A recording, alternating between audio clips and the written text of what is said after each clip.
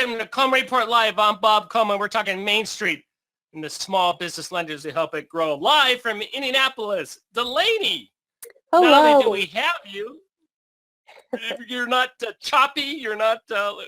Where are you? You look like you're in the bowels of hell, but where are you? We are no longer reporting outside the federal courthouse. We are now reporting from the hotel with a safe Wi-Fi connection. So today should be better. Very good. Well, it only took us a week to figure that one out. Lance, how do you feel about your little girl doing this? Well, it's pretty exciting, Bob, because she has a great interest in criminal justice. In fact, she's getting as she's working on her primary college degree, she managed to get an associate's degree in criminal justice riding along the way. So this is something she's interested in, and she's having a great time doing it. Yeah, maybe some extra credit work, write it up for a professor. I mean, they'll be very impressed. Hey, let's talk about the trial. Give us a recap. We're into day 3. What happened this morning? So today we have been working with witness number 3. It is Special Agent Christopher Kahn. Now, he is a special agent with the SBA, Office of Inspector General. Currently, he's at the FDIC, but during the time of this investigation, he was with the SBA. So right now, we still are working with the government attorney. He is still questioning, and we are searching through many documents, lots of proof. And if you want a little more guidance into what is happening, I think the indictment can help you have a better idea of what is going on. Let me just ask you right out of the box. Is the government, in your opinion, proving the crime? And first of all, the better question is, what is the crime? What is the government alleging that these 5 individuals did? So right now, whether it's bad credit, ineligible use of proceeds from paying off past loan debt, fines, paying an associate, they are often allegedly fixing these problems by withdrawing applications. I'm going to interrupt you. I don't think you have to say allegedly because they're testifying, so you can say, okay. I'm just saying, so it's no longer being alleged. It said this is their opinion. This awesome. is what I just wanted to throw in that safe word. Yeah. Yes, no, fair enough. We're not saying it happened. Yeah, we're saying this is what the government said. Go ahead. They're withdrawing these loan applications that are clearly fraudulent, and the SBA has denied, and a lot of times they are resubmitting it through a different program, especially the 7A Express program. They're finding a lot of different routes, whether it be creating an entirely different company that does not necessarily exist with the same information, such as, start date and address. They're definitely messing with these applications, and we have seen plenty of documents that give some proof. And what is the government saying is the crime? Okay, so they're messing around with the applications. What is the crime? What do you mean exactly? Well, they're saying they did that, but how does that translate to a crime, to an indictment? I am not 100% sure. Regarding wire fraud, I feel like we have not necessarily touched on that. Now, I think conspiracy is really the big focus so far. I am sure as we see more witnesses, we will see more evidence to see some more, charges, but... Well, I liked what the one attorney said was, I think it was Nicole Smith's attorney. Anyway, one of the attorneys said, hey, at the end of the day, we don't have any charges. You just charge them with conspiracy, and that's what my client's charged with. So that's... Yes. How do you feel? Do you understand what is going on? And what I mean by that is, how do you think the jury's reacting to this trove of information? So for me personally, I am not all-knowing, obviously, but I've had a little bit of experience in the last 2 months getting to understand SBA and some of these loans and regulations and whatnot. And some of this is completely going over my head.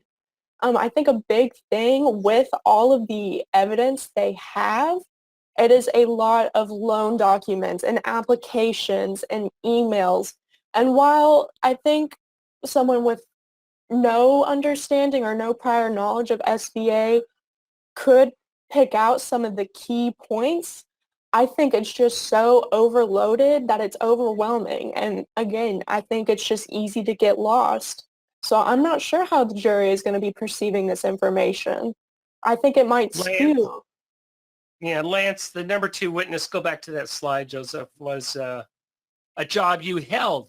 That was the deputy director in Fresno. Yeah. You were in Little Rock. What is your take on what you've heard so far?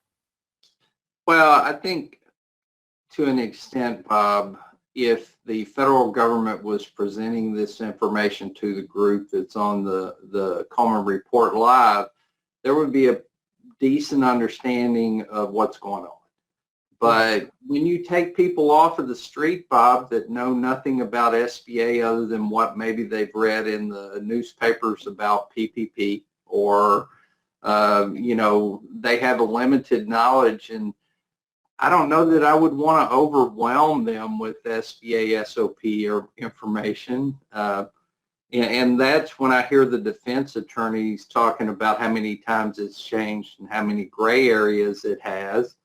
They may be sitting back looking at this information and saying, what if? And, Bob, I'm certainly not an attorney, but if you create reasonable doubt, I think that's what it takes to get something overturned. Well, let's focus on the last line. It says loan proceeds cannot be used to pay off delinquent taxes, but delinquent is never clearly defined in the SOP, says the attorneys. Well, when you go into, you can bring your knowledge in. I think everyone understands what delinquent is, so I don't know where they're going with that, Lance.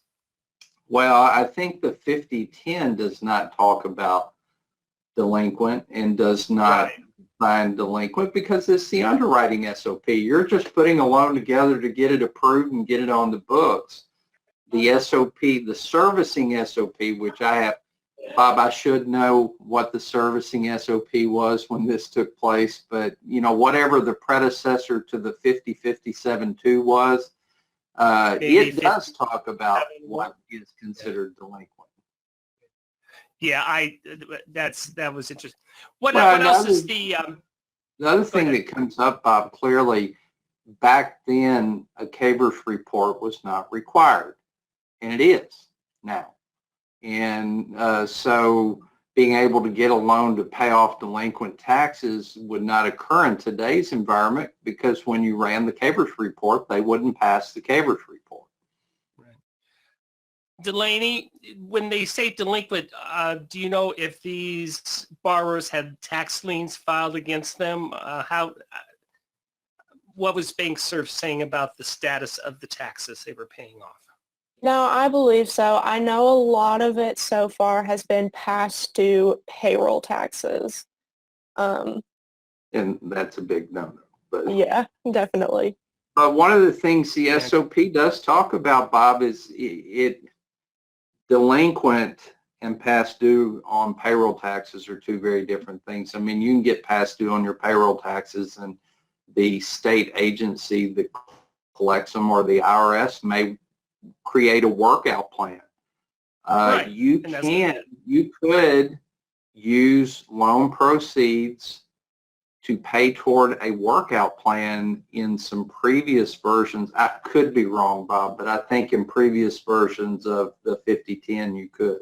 No, you're right. You're right. Yeah, you're right. Go ahead, that is what they are trying to do. When the SBA finds these problems, they're saying, if you resubmit with this workout plan, this might be a different story. But again, they're just withdrawing their loans and resubmitting it in a different way and working around and changing it to working capital instead.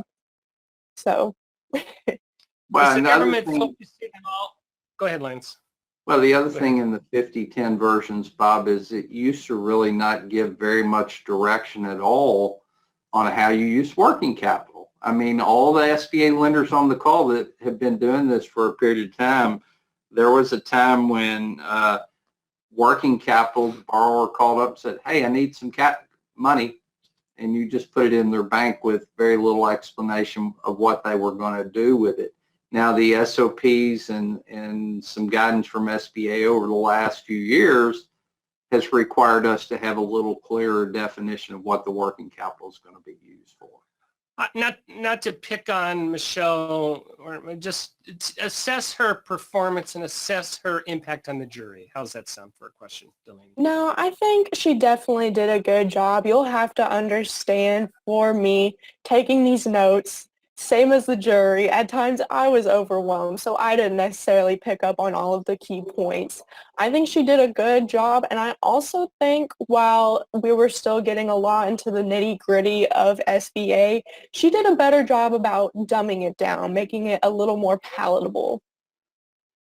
Yeah, What Michelle's a ahead, great SBA deputy director. I knew her from my time at SBA, and she does a good job of explaining things, but still the jurors have to be sitting over there just, I think that's a theme that we're coming up with. Go ahead, Delaney. One quote that she said that has very much stuck out with me, and I brought this up in my article. She said regarding all of the SOP changes, it's quite daunting on the liquidation side. And I think the jury will pick up on that use of the word daunting. I think some of the things she said regarding that will help out the defense. Did the cross-examination by the defense, did they land any blows on her? Did they bolster their case, do you feel? Yes, again, that use of daunting. Sorry, everybody. You're much better than you were yesterday. We had trucks going by and you were, no, this is great. Go ahead. They are constantly bringing up training and certifications and a lack of consistent and in-depth training. And they're bringing up these changes. And I think what they're trying to do is kind of play dumb on their part. And I think whether or not the jury is able to see through that will make a big difference. I think another thing, at least regarding Matt Smith and Chad Griffin, their attorneys were very short, very sweet. They said, have you had interactions with them? She says, yes. Do you have substantial proof? Do you have emails? Do you have records? And the answer was no for the most part. So I think that, at least regarding Michelle Serrano, will clear their case for her. Good. Very good. What's on tap for this afternoon? What are they doing this afternoon? Do you know? They're going to finish up with the Inspector General and Christopher Kuhn. Yes, I am very much hoping we will get through that. Again, we have not even started cross-examination, but they are working much more efficiently. So I'm thinking we should get through Christopher Kuhn today. Very good.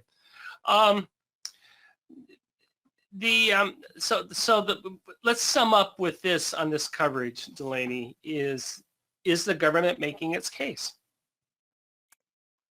It's hard to say. I think it'll definitely be an individual basis. I think, yes, they are making their case, but once again, it is so confusing that the lines might start to get blurred. And again, the defense is just much more effective and to the point. So I think that will affect their case, absolutely. I think Carrie, I think there is a good chance she will be charged. I think there's a possibility it might be a reduced sentence. But for the other defendants, I am not 100% sure at the moment. Very good. This is from James. James, thank you for this, James. Appreciate it. Even aside from the SLP, the name of the reports from SBA spurs confusion. 45 days delinquent report is actually 60 days past due, and 65 days default report is similar to 90 days past due. So they have something there, Lance. But James makes a good point. What a bank defines as delinquent is somewhat different than what SBA defines as delinquent. And it's, I'm not trying to support necessarily the defense in this case, but I think they chose the right path to go down. There's so much change and so much gray area that it created confusion. Now, I don't buy that in a lot of cases. It would be harder for me to be convinced of the changes in the SOP being problematic. It would be harder for me to believe the gray areas of the SOP are so problematic. But if I had never done an SBA loan, I might be sitting over on the jury board saying, oh my gosh, it changed 13 times in 10 years. Now, I will butt in with one more comment. For Carrie Agee, they're definitely fighting to say that these changes were just too much, but her emails are so in your face. It's very obvious, in my opinion. She knows what she's doing, and she's guiding her people to do these things she knows are wrong. Excellent observation. That is the crux of the case.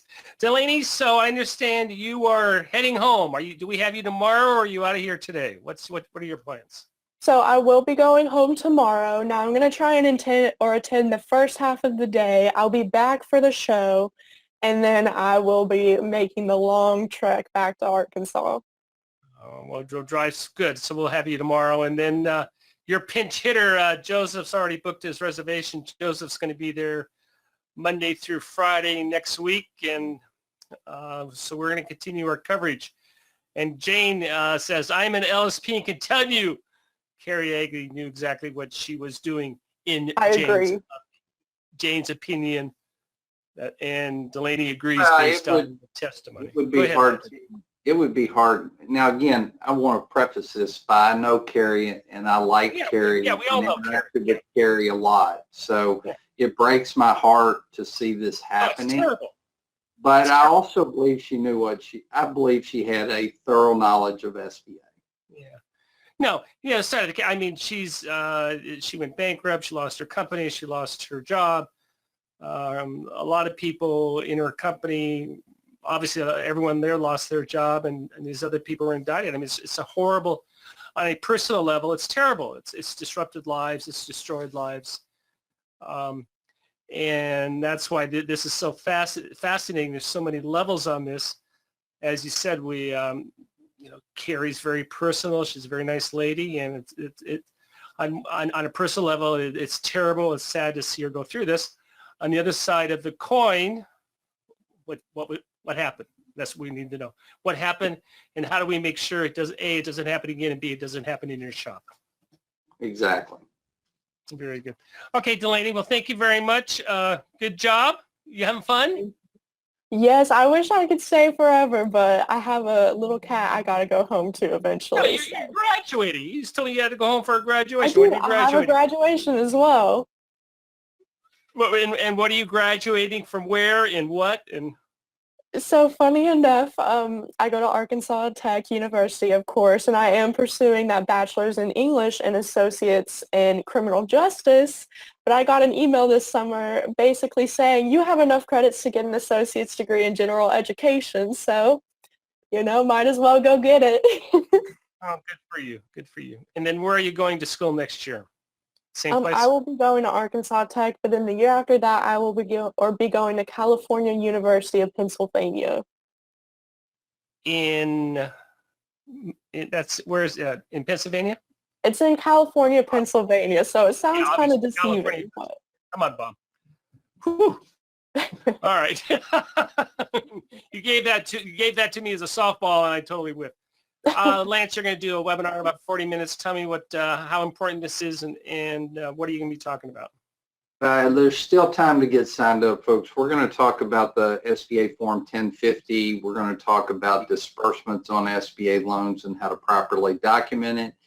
And I would venture to say this training would have been helpful to BankServe to avoid some of the issues that they're experiencing.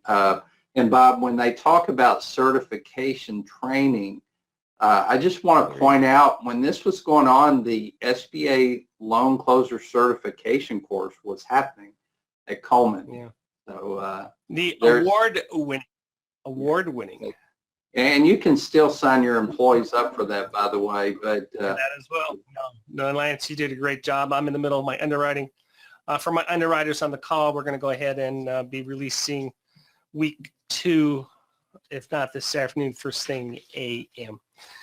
Lance, thank you very much. We'll see you at top of the hour. Delaney, go back to work. Thank you. Oh, okay, I will. Thank you, everybody. Today for Coleman Report Live and for supporting America's Main Street, one entrepreneur at a time. Have a great day.